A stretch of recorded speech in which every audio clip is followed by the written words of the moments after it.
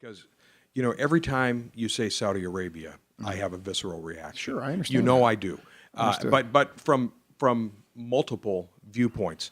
One of our best allies in the Middle East for the last 70 years. Well, listen, and that's one of the by every administration on the books. That's one of the this last things. one. That's one of the things that always pops into my mind is the close relationship, not just that our country has had, but we had two presidents named Bush who were basically in business. Let me ask you a political question. Please.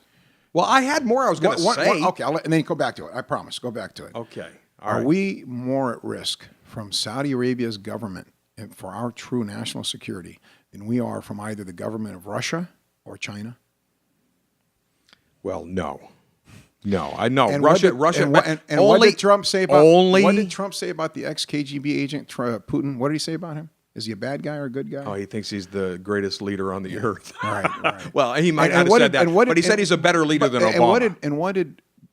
What did George W. Bush say about him in the foxhole? Do you remember? What did he say about his soul? I don't remember that. He said he'd want him. This is the man he'd want to have in a foxhole with him. And he could see his soul through his eyes. This is President Bush talking about how good Putin is. I can see his soul too, and I don't have to look through his eyes. I could see his soul too. It's I believe a pretty black it's soul. a pretty black soul. Yes, but here's so my point though. My point is that your point is that you named two superpowers. Right. And Saudi Arabia isn't a superpower, so the only reason China's stealing our technology, right? And Russia's doing everything they can to position themselves against us. And we've had Russian nuclear submarines near our shores. Let me tell you what all three countries have in common. They oppress their people. Okay. Now, I'm not going to get into the details of what Saudi Arabia is doing politically or not doing, but here's what I know. I know they don't have nuclear weapons. I know they don't have any nuclear submarines pointed, in our shores. No nuclear weapons pointed at us. They have a very good relationship with the United States. They buy up a lot of military equipment from us and other things. They've helped us financially in a lot of ways. They buy up a lot of our country too, right? Well, no. Whatever they do, sure. Whatever they do, they own a lot of this country. Whatever they do legally, and they do. I know they do by our invitation because those petrodollars help us quite a bit, and they help us to secure a lot of the oil-based economy. Were they involved in 9/11?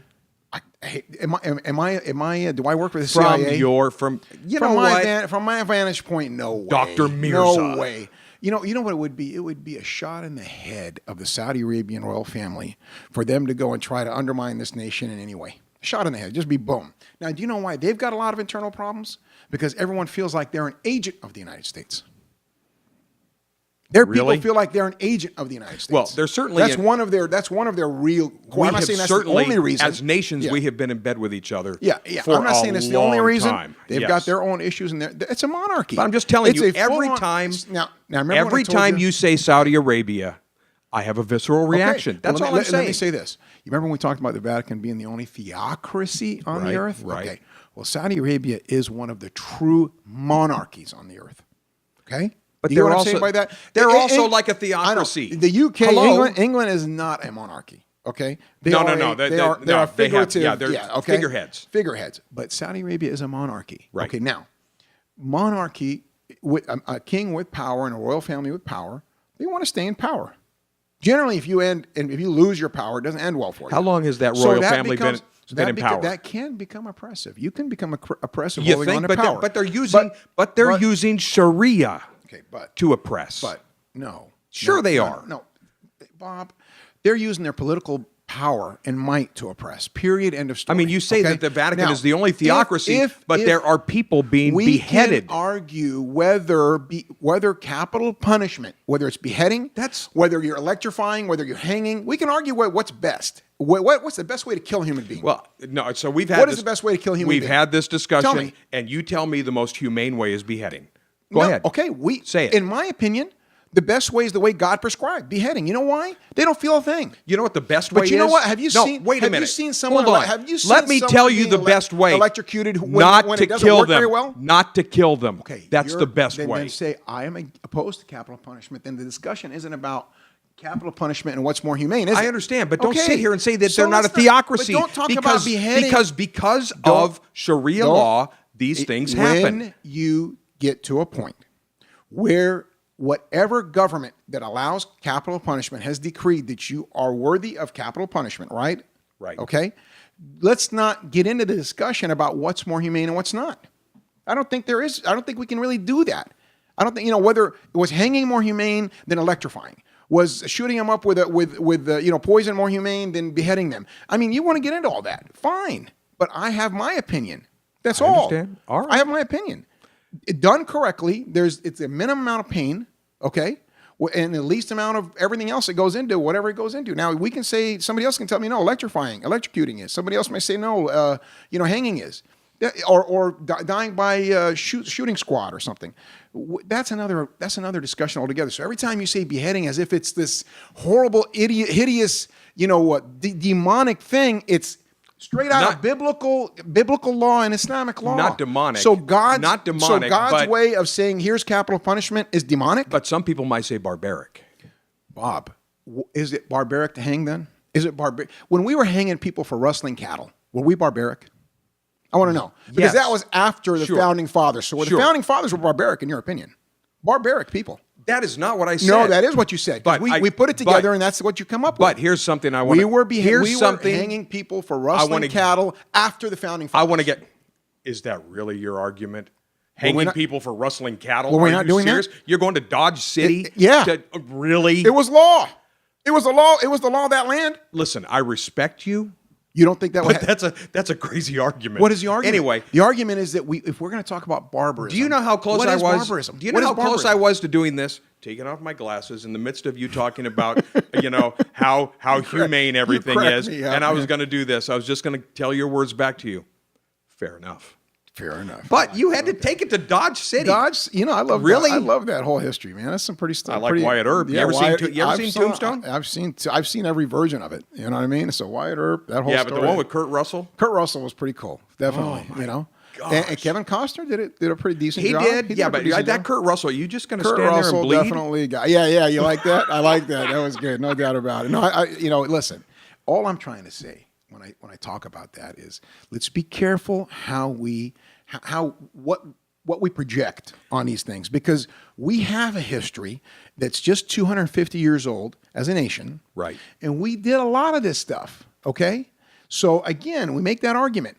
If we love us and who we are about and what we've established, well, in our history, we've done things. We've hung people. We've had capital punishment on the books. There are many forms of capital punishment. Just answer so this. Just because Saudi Arabia uses beheadings as their form of capital, just because they chop people's heads off.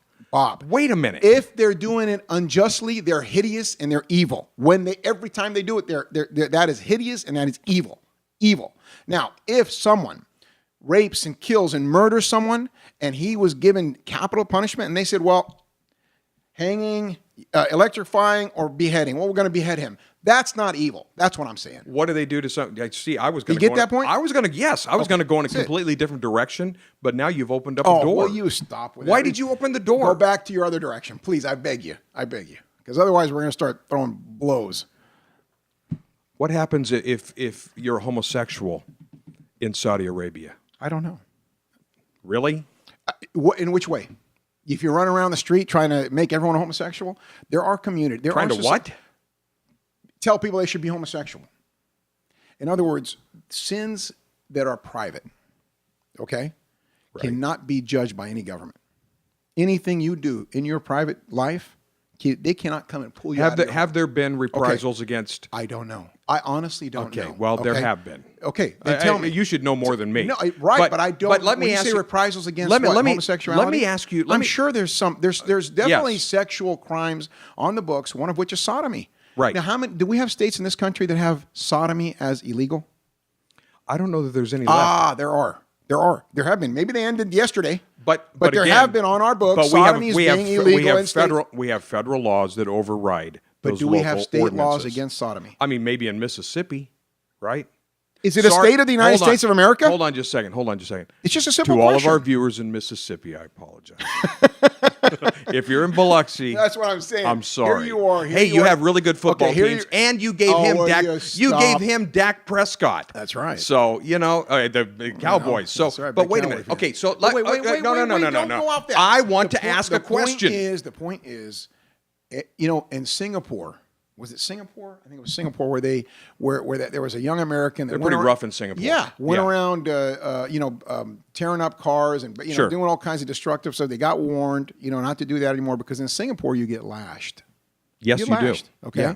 And then it was the president of the United States trying to intervene on this kid not getting lashed because he wouldn't listen and he kept going. I think it was a little rich boy or something. I don't know what the whole story was on him, but I remember that he didn't listen and he kept going about him and his friends and they were causing destructive behavior, doing destructive behavior, and finally they said this is the law of the land and we got to impose it. Now it's pretty brutal. We could say Singapore is backwards, they're barbaric, they're this and they're I would that. say that. Whatever. The point is that's their law.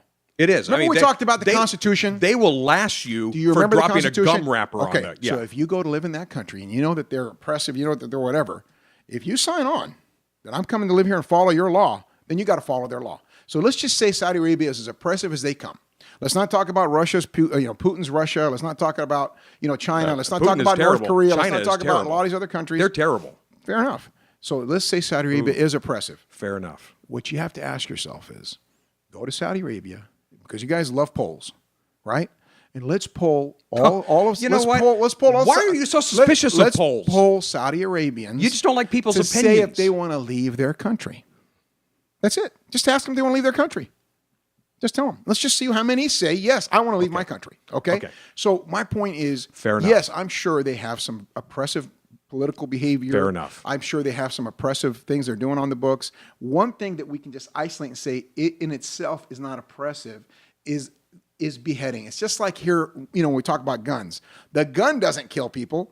People kill people, right? See, it's another crazy argument from you going straight back to Dodge City. But the point is, in itself, it is not evil. It just depends on what the intention is, what the action is. If someone does not deserve punishment, they shouldn't be punished. You're period. taking someone's life by separating their head from their body.